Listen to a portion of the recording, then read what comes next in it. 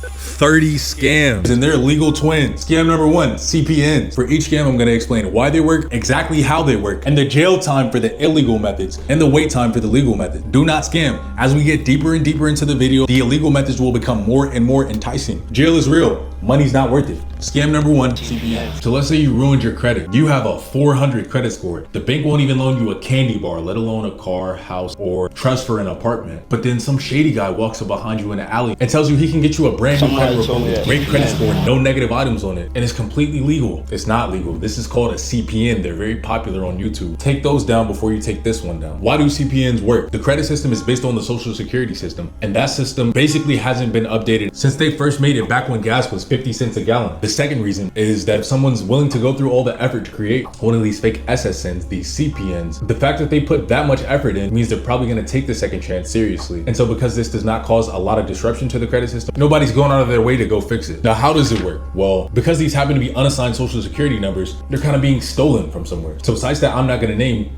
tell you exactly how to get a number that will match your date of birth and location. The scammer would get this number from the site completely free, but it was supposed to be going to someone else. When little Tommy just won his first Little League championship, you were stealing his social security number. But the number alone is useless. Just like a Tamagotchi or a Neopets or Nintendo. It's fake, it's just some numbers on a screen. But once you start to feed it, take care of it, treat it like a real person or a real number, it'll start to have the aspects of a real number, like being in public records, etc. And once enough of a profile has been built, they'll give you a car, a house, a boat, all under little Billy's number. But tons of people have gone to jail for doing this, which is why it's stupid to not do the legal method, actually removing debt. Yes, not only is getting into debt and removing it from your credit report completely legal, and I'm going to show it being done live, not only is it completely legal, it's only possible because of the law. Why is this possible? It's possible because of something called the Fair Credit Reporting Act. Back when gas was 50 cents a gallon, banks were being kind of evil to people. So the FCRA, the TILA, all these laws came out to make sure banks treated people right. However, we all have laws that we don't follow. It's illegal to cross the street unless the light's there. When's the last time you jaywalked? Criminal. Just like us, the banks don't really follow these laws. They're very sloppy with their credit reporting. And because nobody bothers to, number one, research the laws, and number two, learn the process to take advantage of these laws, they spend thousands of dollars paying their debt off. How exactly does this work? Well, it's not an easy process, but if you're getting paid $15 an hour, it's worth it to spend an hour learning it, rjack.net, in order to remove thousands. But a basic summary, you got to be the best at finding errors. The main inaccuracies or errors you're going to see on a credit report are in the amount of money reported. So if you go through your entire credit report, specifically in the areas of accounts you want to remove, whether those are active accounts or accounts that they have in collections, and you see one credit bureau says you owe $1,000, the next one says you owe $1,000, but the last one says you owe $1,001, you can remove all three of those now, because this calls into question the accuracy of their information. Then you send each of those bureaus a letter calling that out. But there's little steps you're supposed to take before that. There's little steps you should take after that. I do it live, step by step, on a real report. rjack.net is worth the hour. Anyways, once you do that, the debt is removed. You still owe the debt, but now it's not stopping you from going out and getting whatever new things you need to get with credit. And the bank you owe the debt to will either give up, which a lot of them do, or if they still are pursuing you for the debt, they're going to be a lot more willing to negotiate and will probably take 30% or less of the amount of the actual debt if you even want to pay it off. So what's the common belief between these two methods? It's that the system works for you, not the other way around. All the richest people I know, when they went broke, which most do, and built their way back up, they didn't think to start following the system, to start going the normal path. They always found a way to break the system for them. So the CPN guys choose to break the law to break the system, but the people who created the debt removal process, I'm not one of them, I just learned from them, decided to look deeply into the system and find its little flaws so that they could exploit it. But neither of them accepted the given reality of the system. Scam number two, credit card fraud. Let's say you're scrolling and you see some big ass Balenciagas and they cost like $1,000, but you don't have $1,000. Well, you probably have $30 that you could use to buy someone else's credit card that has $1,000 on it. Use a stolen credit card to buy the Balenciaga, ship them to a house near you, walk up to the door with the high vis on, and grab your said Balenciaga. It's basic credit card fraud. Now, why does it work? Honestly, because banks print money. I'll tell you exactly what that means in scam 3. But the second reason is that credit card companies make a lot of money from interest payers. In fact, they make all their money from interest payers. So they need to entice as many people as possible to get their credit cards and break the first rule of credit: never pay interest. And they do so by offering tons of different benefits. One of the main ones being, no matter what fraud is done on your card, you always get your money back. So because of this, the customers don't care. And because of that, the credit card companies don't care, because they're making over 100 times what they're losing in fraud back in interest payments. How does it work? Credit card information gets stolen in a variety of ways. Most common is data breaches. You've most likely at least gotten one email in the past year telling you your information got stolen in a data breach. Well, it's some hacker somewhere in the world, probably Russia. It's their entire job to find weaknesses in American sites, use those weaknesses to steal their credit card information and sell it to other Americans, weakening the economy. So once they hack and steal, let's say 100,000 numbers, they'll upload 100,000 numbers to the site. Psych, no they fucking won't, they're scammers. They instead upload 300,000. or 900,000 numbers, except there's only 100,000 real ones. The rest are completely fake and won't work. Method 4 covers more exact infiltration techniques, and as long as 1 out of every few of them hit, the scammers keep buying the number. This is a very low level, peon ass level of scamming. And the stupidest part is that not for $1 billion, not for $1 million, not even for a mere Bentley, some fucking Balenciaga boots, you are very likely to go to jail. Instead, take advantage of the exact same interest payers that the credit card companies are also taking advantage of in a legal way by doing what's called travel hacking. And I know a bit about travel hacking, throw that in the credit quote, but method number 7 is how I now get my financial information and can get to the top of travel hacking. First, why does it work? For the same reason the illegal side does. They have to give you a lot of things to entice you into borrowing money at a 25% interest rate. If you don't know how high that interest rate is, it used to be illegal. One of the things they'll entice you with is points. It's like magic money that they control, like an FTX coin maybe. Now they'll give you these points either as a percentage of your spending or for spending a certain amount within a certain period of time of you first getting the card. Now this in itself is scammy because most people, when they're told to spend $5,000 in the first month of having the card to get 100,000 points, they don't already spend $5,000. They're gonna overspend in order to get that 100,000 points, which sounds like it's worth at least $10,000, but it's only worth $1,000 to $2,000. When the credit card companies encourage that overspending, either with sign-up bonuses or giving you 3 times cash back, it sounds like, oh, it's a triple, but that just means 3% cash back. So if you spend $1,000, you only get $30. But now instead of thinking, fuck, I spent $1,000, you're thinking, I got 3 times cash back. This and the sign-up bonus strategy encourage you to overspend, which makes you more likely to carry interest and make them rich instead of making yourself rich. So how do we get around the system and break it? First, you find a list of all the credit card bonuses and how much they're actually worth in cash, not points, the requirements to get each card. Make sure it's not NerdWallet because their lists don't have the good shit. There's an AI that put all these lists together hidden on a certain site. Or Jack.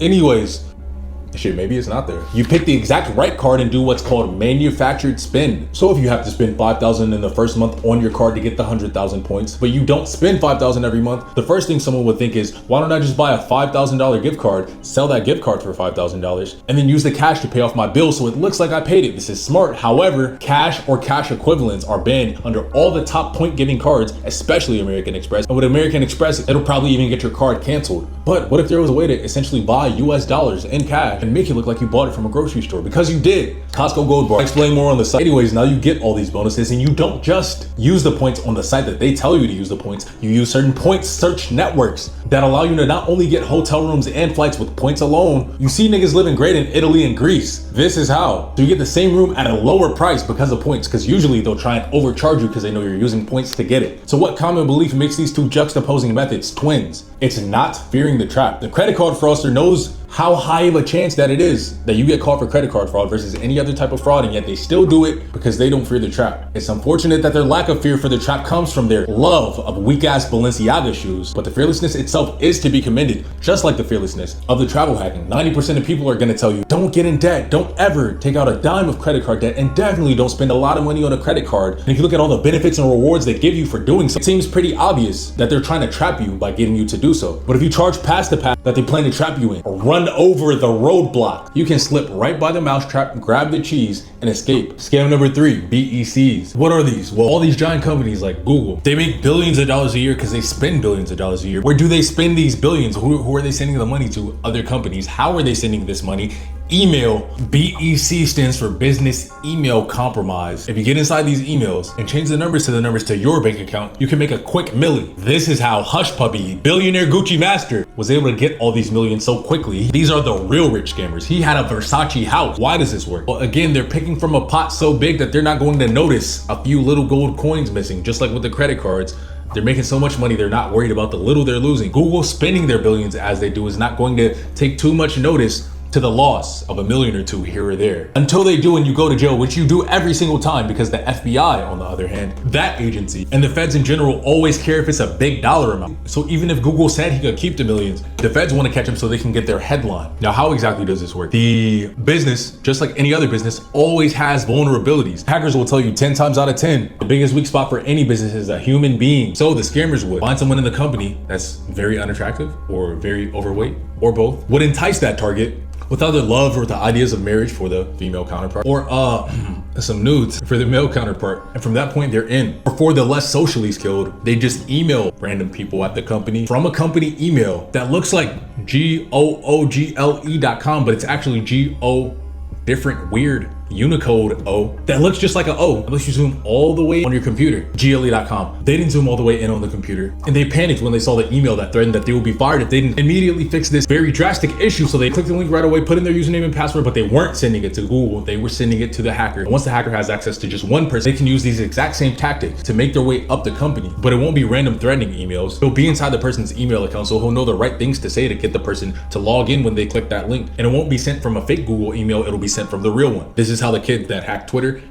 Remember when Jeff Bezos and Barack Obama's accounts were tweeting out links to a Bitcoin scam? And so once they made their way through the entire company, they find the exact emails where the money is being discussed about being sent and actually being sent, and they change the numbers from the exact numbers to their numbers. But then how do you get a bank account that can hold 10 million? This is what Hush Puppy was great at, and he did it through method 7. It's a hitter. And the legal twin works even better, but the legal twin for this method is business credit. I did a business credit masterclass. It's probably not still up on YouTube. The information in it was that valuable. It's business credit. See, just like hacking your local pizzeria will probably give you no more than 10 bands and some pepperoni slices, personal credit, while it may get you a little Hellcat, it's not getting you any more than that. Whereas business credit, it's like hacking Google gets you millions of dollars, business credit gets you 6 figures on the low end. And unlike personal debt where you have to remove it, businesses are almost supposed to declare bankruptcy. That's what private equity is built on. Why does this work? Because banks just trust businesses more than people. Think about it. To get a personal credit score, even a pretty high one, can be done easily as long as you follow all the steps. Believe it or not, method 5 has the steps. It's as difficult as a high school special ed class, which means most Americans would fail at it. But business credit, however, is very, very, very complex.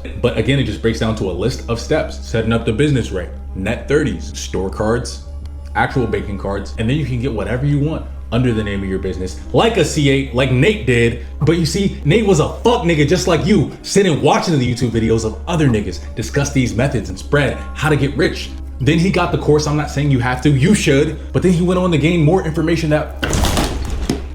But yeah, that's an overview of the process of business credit. Now, what is the conjoining belief that makes these seemingly polar opposite money methods a match made and having what makes them twins? The idea that human beings are second-class citizens and companies are first-class citizens. See, as a person going bankrupt, unless you know how to remove debt, watch section 1 again, can ruin 7 years of your life. Yes, bankruptcy stays on your record for 7 years no matter what. However, businesses, you can buy a business, purposefully make it go bankrupt, and then buy another business and purposefully make it go bankrupt each time you're using the business to buy a private jet flight for yourself or business dinner for yourself. Not only is this very legal, they have an entire industry built around it called private equity. Alex Hormozy is right when he's all the millionaires in the world were made with real estate, but all the billionaires in the world did so with private equity. The reason why the owner of your local pizzeria would likely be outside your door pointing sausages at you if you took even a few thousand from his restaurant, but Google really wouldn't miss a few million, is because people are second-class citizens and companies are the citizens of America. All of our politicians vote for who? Us? No, companies that pay their campaign funds so that they can get reelected. As minimum wage workers, we had to have 30% of our tax withheld before we even had the chance to choose whether to run off with it or not. Businesses, they're called shell companies, Panama Papers. They use these companies to hide their wealth so they never have to pay a drop of tax in their life. If you are doing anything in the modern economy, do it through a business. Scam 4, SIM swapping, the scariest. Think about everything tied to your phone. Now imagine a scammer snatched your phone number. Every single call that went to your number would go to theirs. Every single text that went to your number would go to theirs. Sure, your Instagram and any other social media, even if they didn't know your password, they would what? Say forgot password, and they would what? Send a text to the number, but also your bank account. Any crypto wallet. If you have someone's phone number, you have their entire life in your hands. And this is what these SIM swappers figured out how to do. Now, why does this scam work? Well, most of these companies are lazy. They don't put in the effort to actually secure their customers' accounts. And because only a small percentage of the population actually has money. So the Google employee who has his phone number tied to his E-Trade account, millions worth of stock in there, and he's making $300K a year, he's probably very serious about security. But the guy at Verizon who's making $40K a year doesn't really give a damn. So how exactly does it work? There are other ways scammers do it, like the email method I mentioned earlier. But the way most SIM swapping is done nowadays is with what's called innies. And innie is a person who works at T-Mobile, who doesn't make that much money, likely a meth addict. Because they're very desperate for money, an offer of $1,000 just to swap over someone's SIM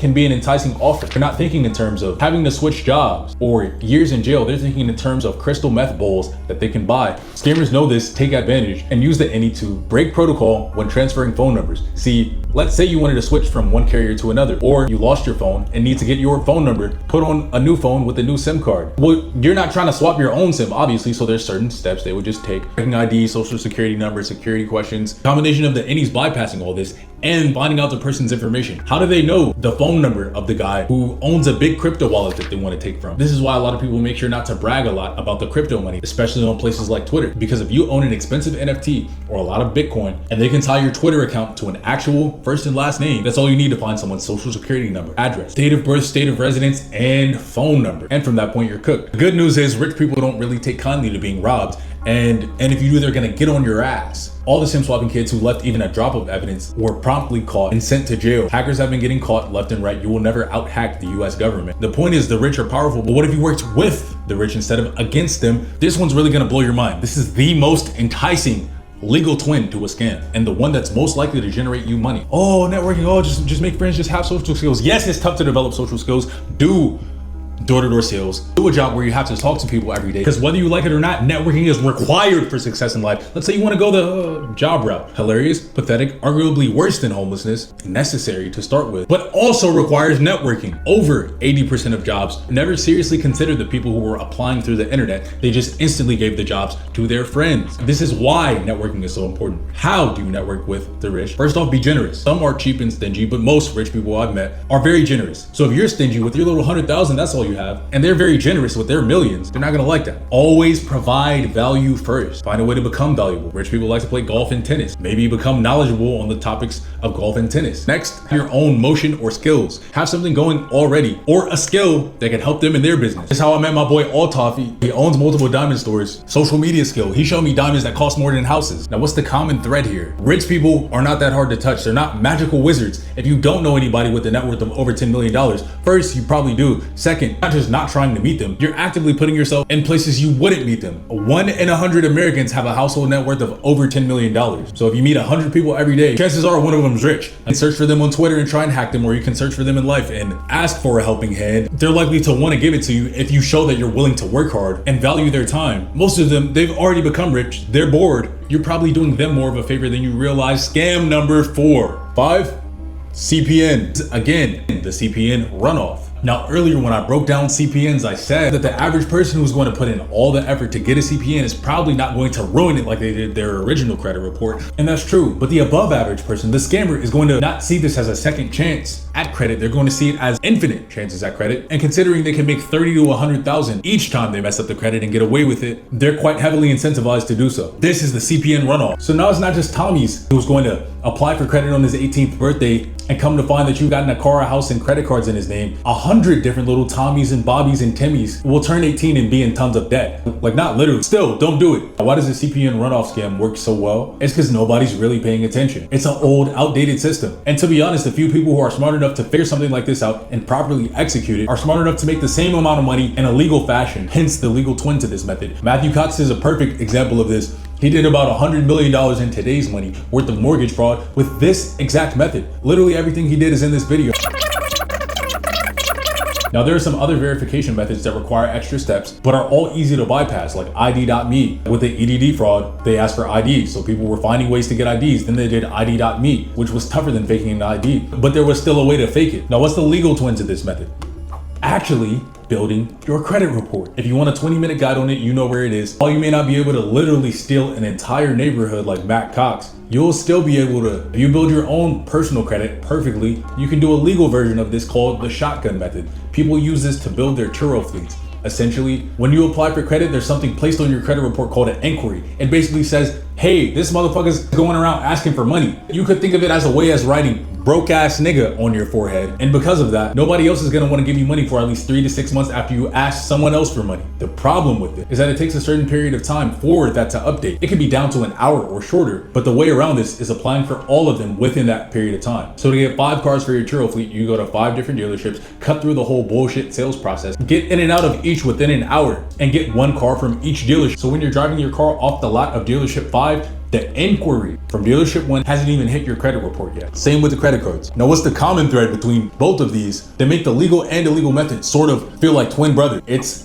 discipline. People love and need to see discipline no matter what. If you built that CPN, let alone 100 different CPNs, all with perfect credit, following all the rules, never missing a single payment, you have a lot of discipline. And while you're using it for illegal means, the system still is going to reward you for that. And most people don't have that discipline. Matt Cox would try and bring people into his plan, say, here's a CPN, here's what you do with it, make sure you make every payment, and you'll get a free $100,000. Guess how he got caught? Not just one of those people, but all of them failed to make the first payments. Life is actually very easy if you just do the bare minimum. And obviously building your own personal credit and then going to a dealership, getting through all of them is a pretty difficult process, which is why nobody does it, which is why they haven't. But that side of personal credit as well requires discipline. Whoever stood up over up and knocked the dreads off? Scam number 6, check fraud. When you take a picture of a check in your mobile banking app and pretty soon after that, they put the money into your account, how do you think that process works? Do you think there's some insanely complex algorithm that they're using to detect every single pixel and secret security on the paper of the check? No, you can print it out. It's a $300 kit on Amazon that comes with the check paper, the software to make the checks, and the check printer itself. All a scammer has to do is get the right numbers that correspond to someone else's account, and the check will take the money out of that person's account and put it into the account of whoever took the picture. Now, why does this work? Again, because banks print money. Unlike the credit card companies who make 100 times more off of their customers that pay interest on these credit cards, banks make infinite times more than they lose in fraud because they can literally just print more money. Now, if 10 times more people started doing fraud, obviously banks would crack down on it and put a stop to it. But as of now, it's the last thing they think of. How exactly does this work? How do they get these numbers? This plays into a lot of the other scams that I was talking about earlier. Getting into a company's email server, infiltrating a company through a weakness of a certain employee. Also, those numbers on the check that decide which bank account the money is taken from are the account and routing numbers, which you can find with most online banking applications just by logging in. Just like there are sites where you can buy credit cards, there are sites where you can buy bank logins. These allow scammers to log into someone's bank account and see those two numbers and write checks based on them. Now, what's the legal counterpart to this? Revolving credit. What you're doing with the check is ruining your relationship with the bank, is using a built relationship with the bank. If you opened a bank account today and try to deposit a $10,000 check, they're gonna tell you fuck no. This is why the scammers can't do it with new bank accounts they open. So they always ask people on their story, do you have this bank? Do you have that bank? Do you have this bank? Chase, Wells, SunTrust, Navy Federal, unfortunately. This is because they need people who have relationships with that bank already. Now, what's the legal twin to this counterpart? Revolving money. Some people may call this money laundering. And if it's done in the intent to disguise the origin of money, then it's money laundering. But if it's just you revolving money, paying yourself, this is a completely legal practice that tons of people who are currently rich currently do. Why it works is dealerships are desperate. So if it looks like you're making 50 bands a month, they're not really gonna look too hard at it. They just wanna put the Lamborghini in your hand and get you the fuck out the door. So how does this work? Let's say you have 50 bands or maybe even 10 bands. With 10, you're not gonna get a Lamb, maybe a little Bentley. But however much money you have, that's your money. You're not making it every month. However, you can use the same method that LeBron James or Steph Curry use to pay their family members through a company. They do charities, but essentially the money is coming from him and going back to him. But because that money passes through a different vehicle, a company, it's almost like new money. So that 10,000 of old money can turn to new money. You have to pay a percentage fee on it. But after 3 months consistently of this, you won't be able to get like a house. They want 2 years. But in just 3 months, most car dealerships, especially the shady or desperate ones who do have a Lambo or two on their lots, will approve you based on what you make alone. This is called pay stub financing. And at the dealership where I was looking at a Bentley I was gonna get, they did this exact process. I even asked them to show me the paper. Now my credit score was good, but I saw for some reason the paper also said how much I made each month. And they were going to approve me based on that. Because if they could approve me for a bigger loan with that alone, they would. And if that income is high enough, you can get approved for any car, including a yours, that you can't afford. Keep in mind, it will still cost $3,000 a month, but for the first 60 days until they repo it, you're chilling, I guess. Last one, this is the big one. It brings together the most enticing of all these methods into one scam, and this is operating a fraud network. Now, I believe nobody should do fraud, but some people are gonna watch this video, be smart, and take a little bit of extra time to do the legal method. Some people are gonna wanna do it anyway, and a lot of those people ended up in the Discord that I had.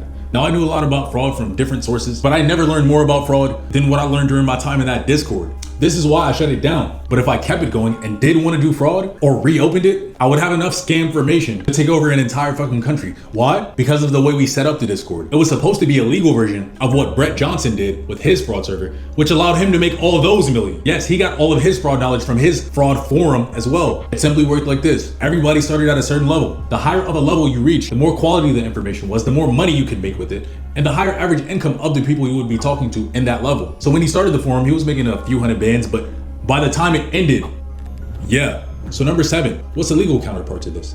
Well, believe it or not, the same thing applies to legal information. We see it in the show Billions, but also in real life all the time. Stephen A. Cohen, the nigga who literally owns the fucking New York was accused of doing this. The thing that we see Bobby Axelrod and Billions, who he was based on, doing. Not going out and trying to find information, but building a structure with levels. No, it's not yes, it's a pyramid scheme, but money is not how you get up the levels. Information is how you get up the levels. On Wall Street, they call it insider trading. With fraud, they call it swapping sauce. And while it's very tough for me, in fact, it's insanely irritating to answer questions like, how do I get started to make money? Like, I don't have a video that shows 10 different ways to do it, shows me doing them, and breaks down exactly how to do it. I would love to answer questions about how to spend the least on acquiring a corporation for the purposes of getting business credit through that corporation and what aspects to look for in that corporation, cash flow, in order to be able to borrow the most money on that corporation's behalf. There may be a school, there may be a charge. You should pay to skip the line. I do that all the time. Example, I bought Exotic Car Hacks just to show love because I learned so much from PJ's free YouTube videos. I never even opened the course. But even if you have $0 to share, if you have a Lamborghini chop of your own or a C8 of your own, and you used a certain method to make it, the only price you will have to pay is information. And it's not just a rich nigga club for rich niggas to keep ourselves rich. The ones in the lower levels who are still working hard and taking action, most importantly, will be blessed with little bits of information here and there to help them advance up the levels. The lazy, inactive people will be removed. I'm not saying you should hit the link. I'm saying you fucking have to. No other source of rare financial information as dense as this one exists. And we together are about to squeeze it into a fucking diamond. Do yourself a favor and don't watch another useless, mind-melting YouTube video. Watch one that was handcrafted to help you get richer. Any other video from this channel, watch them all. And I have a surprise for you.